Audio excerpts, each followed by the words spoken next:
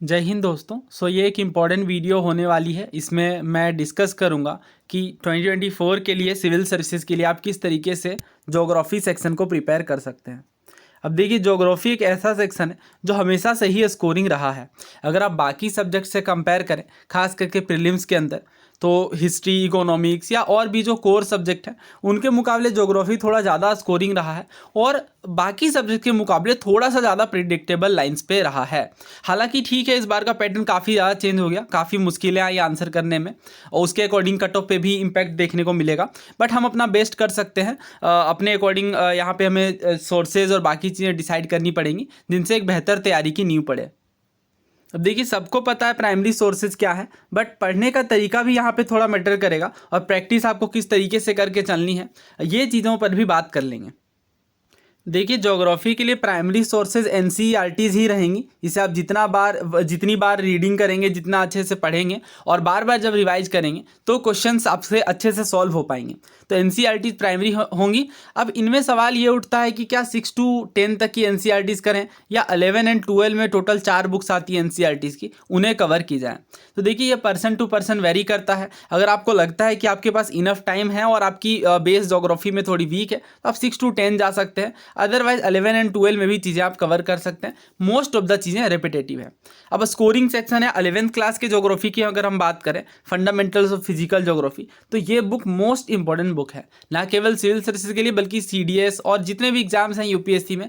ज़्यादातर जो सवाल हैं ज्योग्राफी के, फिजिकल ज्योग्राफी से संबंधित, वो सारे इससे सॉल्व हो जाते हैं। अब यहाँ पे अगर आप देखें इसके कंटेंट की, तो इसमें सबसे अगर आप सेक्शन वाइज देखें तो पहला यूनिट क्या है कि ज्योग्राफी में बेसिक बात किया गया। ये वाला सेक्शन सबसे ज़्यादा इंपॉर्टेंट है, द अर्थ, और ये मैंने आपको कंप्लीट पढ़ा दिया है जिसमें हमने अर्थ के ओरिजिन और इवोल्यूशन पर बात की। अभी इससे संबंधित और भी सवाल आए हैं।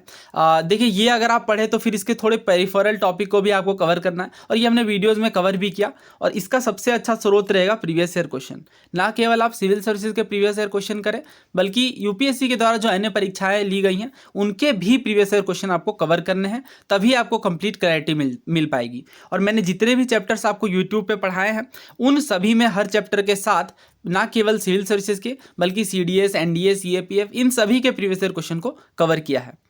इसके बाद अगर आप देखें तो इंटीरियर ऑफ द अर्थ, जिसमें सबसे इंपॉर्टेंट सेक्शन है वोल्केनो, अर्थक्वेक, ये कुछ इंपॉर्टेंट सेक्शन है। इस बार भी अगर आप देखें तो सिविल सर्विस में अर्थक्वेक से स्ट्रेट फॉरवर्ड क्वेश्चन आया। तो अगर आप अच्छे से क्लैरिटी बना करके चलेंगे तो फिर ऐसे क्वेश्चन आप आसानी से कर सकते हैं। और बाकी सब्जेक्ट के मुकाबले तो फिर भी आसान है, क्योंकि हिस्ट्री जिस तरीके से अनप्रेडिक्टेबल हो गई है, काफ़ी मुश्किल हो गया आंसर करना, वहाँ पे ज्योग्राफी थोड़ा सेवियर के जैसा काम कर सकता है। इसके बाद ये वाला ज़्यादा सीडीएस के लिए इंपॉर्टेंट है। हालांकि सिविल सर्विस में भी काफ़ी सारे सवाल आए हैं ओशन के डिस्ट्रीब्यूशन और कॉन्टिनेंट से संबंधित। अब आगे देखिए, मिनरल एंड रॉक। अब हर साल इस पे क्वेश्चन रहता है, खास करके यूपीएससी के डिफेंस एग्जाम्स में, और जिसमें आपको पूछा जाता है कि कौन सा जो है वो 3 तरीके के रॉक्स होती हैं, सेडिमेंट्री, मेटामॉर्फिक, या कौन सा किस कैटेगरी में लाई करता है। इसके बाद जियोमॉर्फिक प्रोसेसेस हैं और इस तरीके से फिर ये क्लाइमेटोलॉजी वाला जो पूरा सेक्शन है ये अपने आप में बहुत इंपॉर्टेंट है। अभी हम लोग प्रीवियस ईयर क्वेश्चन देखने वाले हैं, वहाँ पे ये चीज़ें और अच्छे से क्लियर होंगी। लास्ट सेक्शन हमारा वाटर वाला है, लेकिन बहुत इंपॉर्टेंट है। और आखिरी है लाइफ ऑन अर्थ, जिसमें थोड़ा बायोडाइवर्सिटी वाला सेक्शन भी देखने को मिलेगा, इन्वायरमेंट से रिलेटेड। थोड़ा फिजिकल ज्योग्राफी के सवालों को देख लेते हैं उससे संबंधित। अभी जैसे ये सब क्वेश्चन जो आते हैं पहले भी पूछे गए हैं, अभी हाल में भी पूछे जाते हैं। Normally the temperature decrease with the increase in height from the earth surface, यानी सरफेस से ऊंचाई बढ़ती है तो तापमान घटता है। अब ऐसे थोड़े ये एप्लीकेशन बेस्ड क्वेश्चन होते हैं। अगर आप इन चीज़ों में लॉजिक लगा करके समझेंगे कि रीजन्स क्या है, किसी भी फिनोमिना का जब आप पढ़े उसके पीछे के रीजन्स को समझेंगे तो फिर आप आसानी से ऐसे सवाल आंसर कर सकते हैं। अब इसी में देखें, हालांकि अब तो ठीक है, इस तरीके से सवाल कम ही देखने को मिले, ना के बराबर, बट यूपीएससी में एक चीज़ जो श्योर है वो इनकी है अनप्रेडिक्टेबिलिटी। तो मे बी नेक्स्ट ईयर फिर से इस तरीके का पैटर्न आ जाए, या हो सकता है अगेन उसी तरीके का पैटर्न रहे, तो हमें वर्स्ट केस के लिए प्रिपेयर करना पड़ेगा। तो यहाँ पे अगर आप ऑप्शंस देखें, जो एटमॉस्फेयर है ये केवल अर्थ सरफेस से ही हीट हो पाएगी। और दूसरा ये कहा जा रहा है, स्ट्रेट फॉरवर्ड एक फैक्ट है, कि अपर एटमॉस्फेयर में ज़्यादा मॉइस्चर देखने को मिलता है लोअर एटमॉस्फेयर के मुकाबले। और तीसरा ये कहा जा रहा है कि एयर जो है ये लेस डेंस होती है अपर एटमॉस्फेयर में। ये आपको करेक्ट आंसर करना था इसमें। अब ये जो फिजिकल ज्योग्राफी वाली बुक है इसका लाइन बाय लाइन इंपॉर्टेंट है और काफ़ी कंसेप्चुअल है, मगर यानी अगर आप समझ करके चीज़ों को चलेंगे तो ही फिर आप आंसर को सॉल्व कर पाएंगे। इस चैप्टर में अगर आप देखें तो एटमॉस्फेयर के कंपोजिशन पर बात की गई है, और अगर यहाँ ध्यान से हम समझें तो गैसेज का जो प्रोपोर्शन है ये चेंज भी होता है।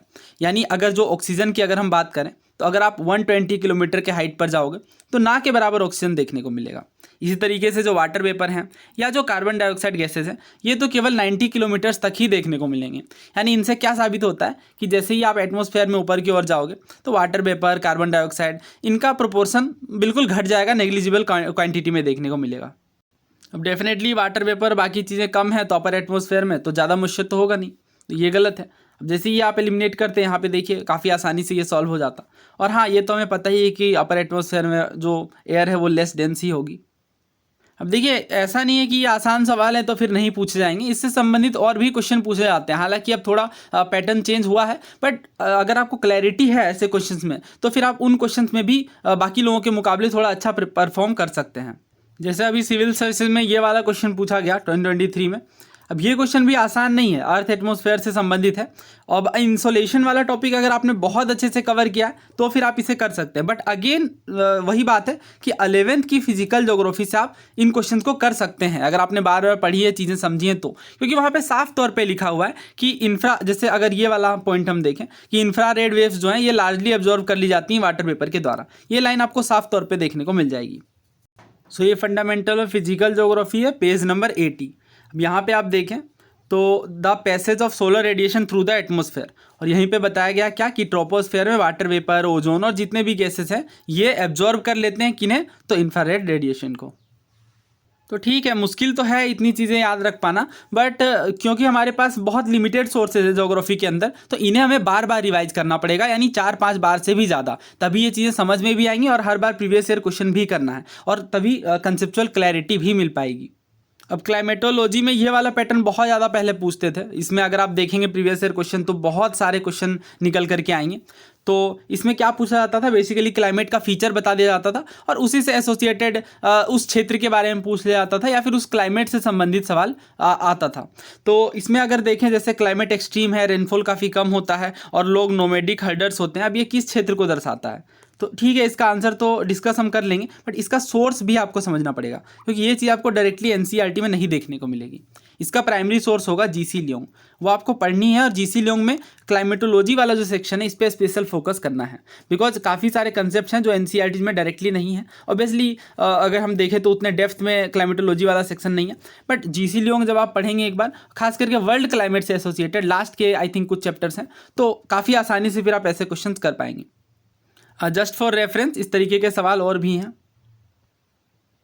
अब फिजिकल ज्योग्राफी जब आप बुक कवर करेंगे तो उनसे कुछ ऐसे सवाल भी आपसे सॉल्व होंगे काफ़ी आसानी से।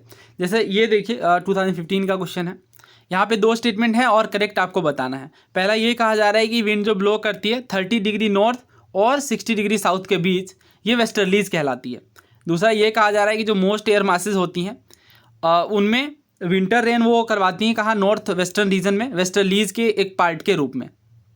अब अगेन फिजिकल ज्योग्राफी वाली बुक में अगर आप देखें पेज 92 में तो काफ़ी आसानी से और काफ़ी अच्छे तरीके से इन्होंने समझाया है, और इसी के अंदर एटमॉस्फेयर की जनरल सर्कुलेशन क्या होती है इसे डायग्रामेटिकली समझाया गया है कि polar cell, polar vortex, jet stream वगैरह क्या होती हैं। इसी में ITCZ का कॉन्सेप्ट है जिनसे बहुत सारे सवाल बनते हैं।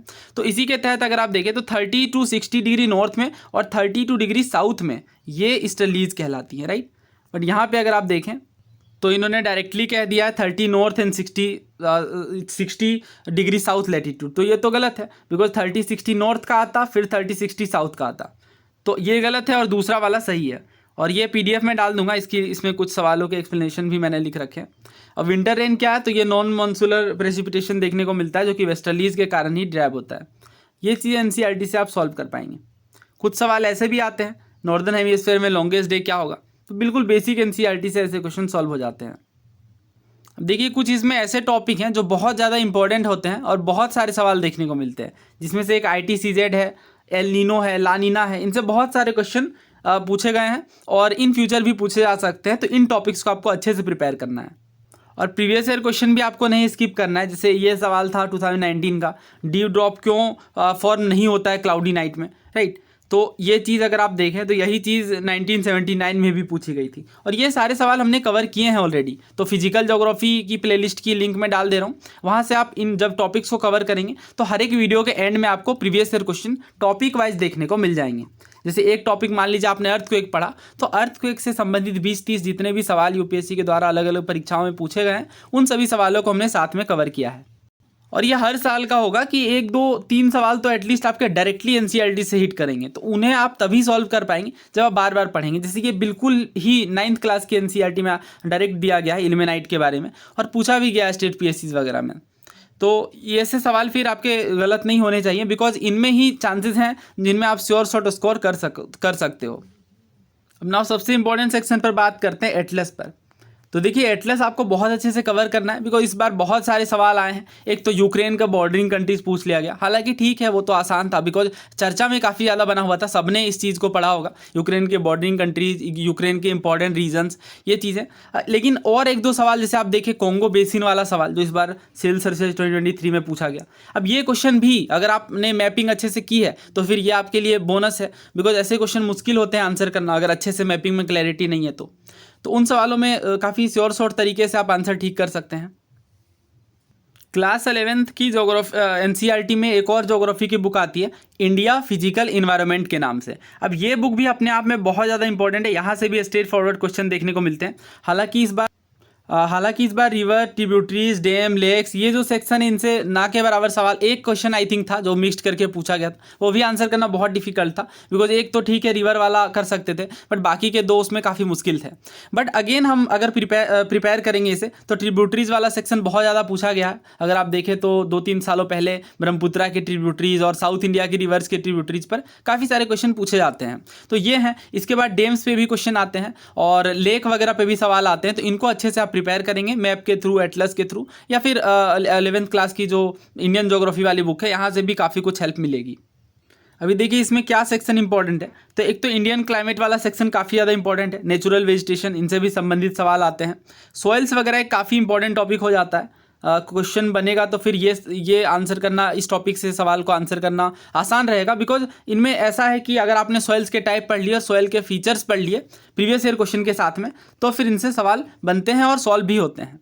इसी तरीके से इसमें जो एग्रीकल्चर वाला सेक्शन आएगा, जिसमें कॉटन या किसी भी स्पेसिफिक क्रॉप के फीचर्स दे दिए जाएंगे और आपसे क्रॉप वगैरह के बारे में पूछ लिया जाएगा, या फिर एग्रीकल्चर से रिलेटेड जो क्वेश्चन होंगे वो भी सॉल्व किए जा सकते हैं। और इसी में क्या है, फिर नेचुरल हैजार्ड्स एंड डिजास्टर वाला टॉपिक है, ये भी इंपॉर्टेंट है। काफ़ी पतली सी ये बुक है, केवल 7 चैप्टर से, बहुत ही आसानी से आप इसे कवर कर सकते हैं। अब देखिए 12th क्लास की एनसीईआरटी ज्योग्राफी में भी 2 बुक्स हैं, जिसमें से ये जो बुक है फंडामेंटल्स ऑफ ह्यूमन ज्योग्राफी, तो अब ह्यूमन ज्योग्राफी से संबंधित कंसेप्ट्स हैं इसमें, और 12th क्लास की एनसीईआरटी बुक है। क्या ये कवर करनी है? बिल्कुल कवर करनी है, ये भी बहुत ज़्यादा इंपॉर्टेंट है, और बहुत ज़्यादा सवाल इस टॉपिक से भी, इस बुक से भी बने हैं। जैसे ह्यूमन डेवलपमेंट, पॉपुलेशन कंपोजिशन, ये ना केवल प्रीलिम्स में बल्कि मेंस के लिए भी काफ़ी हेल्पफुल साबित होंगे। अब इनमें देखिए किस तरीके से इन्होंने, जैसे यूनिट 3 है तो इसमें प्राइमरी एक्टिविटी, सेकेंडरी, टर्सरी, जो इकोनॉमिक्स के कॉन्सेप्ट्स हैं, ट्रांसपोर्ट एंड कम्युनिकेशन, ये चैप्टर इंपॉर्टेंट है। इंटरनेशनल ट्रेड, इससे भी सवाल बने हैं काफ़ी सारे, और सीडीएस वगैरह के लिए तो मस्ट है बिल्कुल, बिकॉज बहुत सारे डायरेक्ट क्वेश्चन देखने को मिलते हैं। सिविल सर्विसेज के लिए भी बहुत ज़रूरी है इसे पढ़ना। एक और बुक आती है 12th क्लास की एनसीईआरटी में, ये वाली, इंडिया पीपल एंड इकोनॉमी। अब यहाँ से आप देखें तो इस बार सिविल सर्विसेज 2023 में क्वेश्चन पूछा गया, पोर्ट्स के ऊपर सवाल आया था। अगर आपने मेरी ज्योग्राफी एनालिसिस वाली वीडियो नहीं देखी है तो आप देख सकते हैं, वहाँ पे मैंने बताया है मोस्टली जो एनसीईआरटी के सोर्सेज हैं उन्हें। तो पोर्ट्स वाला क्वेश्चन था, हालांकि आई एक्सेप्ट दिस थिंग कि लिमिटेशन है, सारे जो स्टेटमेंट्स हैं वो सॉल्व नहीं हो सकते, बट एटलीस्ट 3 में अगर 2 हो जा रहे हैं तो थोड़ी हेल्प मिल सकती है वहाँ पर। और इसी तरीके से यहाँ जो टॉपिक्स हैं जैसे माइग्रेशन वगैरह, ये मेंस वगैरह के लिए ज़्यादा हेल्पफुल होंगे मेंस के अंदर। इसके बाद लैंड रिसोर्सेज, एग्रीकल्चर वाला जो टॉपिक है ये इंपॉर्टेंट है प्रीलिम्स के लिहाज से भी। वाटर रिसोर्सेज हैं, ट्रांसपोर्ट कम्युनिकेशन, इंटरनेशनल ट्रेड, उसके बाद प्लानिंग, सस्टेनेबल डेवलपमेंट, ये टॉपिक्स की कंसेप्चुअल अंडरस्टैंडिंग काफ़ी ज़रूरी है। अब देखिए एनसीईआरटी तो काफ़ी कम टाइम में आप आसानी से पढ़ सकते हैं, रिवाइज भी कर सकते हैं, बट इतना इनफ नहीं है। और इसके अलावा मैपिंग आपको बहुत स्ट्रॉन्ग करनी है। डायरेक्ट क्वेश्चन आते हैं ढेर सारे, और मैपिंग की मदद से बहुत सारे क्वेश्चन आप सॉल्व कर सकते हैं जो अदरवाइज सॉल्व नहीं हो पाते। इसके बाद आपको एटलस अच्छे से कवर करना है, जिसमें मैपिंग वाला सेक्शन है। वर्ल्ड ज्योग्राफी पे भी फोकस करना है, बहुत सारे क्वेश्चन अब वर्ल्ड ज्योग्राफी से आ रहे हैं। और इस बार के पैटर्न के बाद से अब आपको फैक्ट्स इग्नोर नहीं करने हैं। पास्ट ईयर में आप अगर देखें तो ऐसे सवाल ना के बराबर पूछे जाते थे सिविल सर्विसेज में, बट क्योंकि ये स्टेट पीएससी में ज़्यादा पूछे जाते थे इस तरीके के क्वेश्चन कि किसी पर्टिकुलर मिनरल के बारे में पूछ लिया गया और बताइए वर्ल्ड में सबसे ज़्यादा कहाँ पे प्रोड्यूस किया जाता है। लेकिन अब सिविल सर्विसेज में भी ऐसे क्वेश्चन देखने को मिलेंगे। तो जो इंपॉर्टेंट मिनरल है उनकी लिस्ट बना लीजिए। हालांकि इतना याद रखना बहुत मुश्किल है, बट अभी से आप ये छोटे छोटे एक्सरसाइजेज करते चलेंगे, और अगर इन फ्यूचर कोबाल्ट की बजाय किसी और मिनरल पर सवाल बना तो फिर आप उसे सॉल्व कर पाएंगे। और फिजिकल ज्योग्राफी मैंने कंप्लीट ऑलमोस्ट पढ़ा दिए। एक आध चैप्टर हैं जिन्हें हम बहुत जल्दी कवर कर लेंगे। और सबसे खास बात यही है कि हर चैप्टर के साथ में हमने प्रीवियस ईयर क्वेश्चन कवर किया है। तो अगर आपके पास कम टाइम है तो वीडियो के एंड में जाकर के प्रीवियस ईयर क्वेश्चन को आप कवर कर सकते हैं डायरेक्टली। और अगर आप बिल्कुल बेसिक से पढ़ना चाहते हैं तो कंप्लीट वीडियो देख सकते हैं। सो अगर आपके किसी भी तरह के डाउट हैं तो आप कमेंट बॉक्स में लिख सकते हैं। टेलीग्राम चैनल से ज़रूर जुड़ें, बहुत सारे अपडेट्स चैनल के रिगार्डिंग मैं पोस्ट करता हूँ टेलीग्राम में। सो मिलते हैं जल्द ही नेक्स्ट वीडियो में। जय हिंद।